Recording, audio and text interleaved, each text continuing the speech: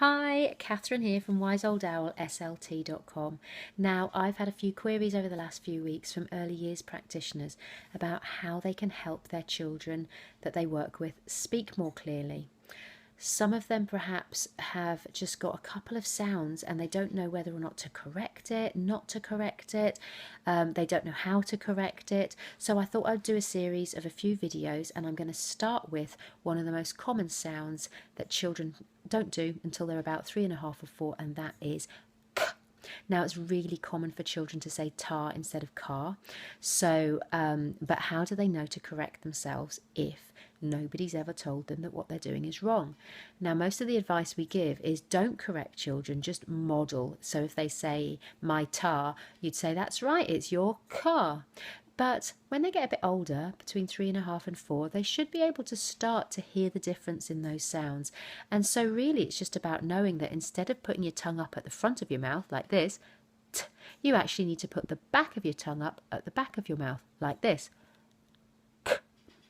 Now, sometimes it's really difficult because it's a habit. It's basically a bad habit that children have got into. It's really difficult for them to not put the tip of their tongue up.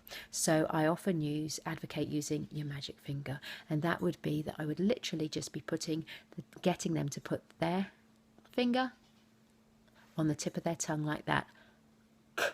Now, if it's my own child, I'd probably put my finger in their mouth, but obviously you don't want to do that if it's a child that you're taking care of.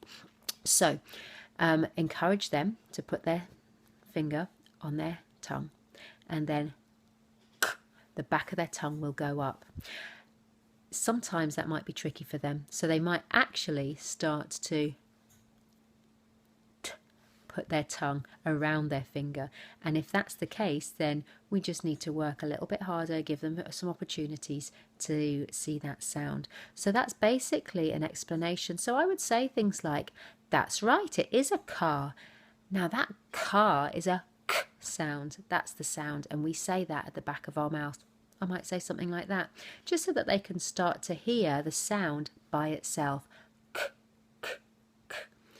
90% of children will have this by the time they're 4, and that's why speech and language therapists aren't too concerned about treating children for that sound until that age, because it's highly likely that they're going to get there by themselves. But that's just a little tip as to how to help them, so that you know how we say the sound, so that they will be able to say the sound as well. Good luck!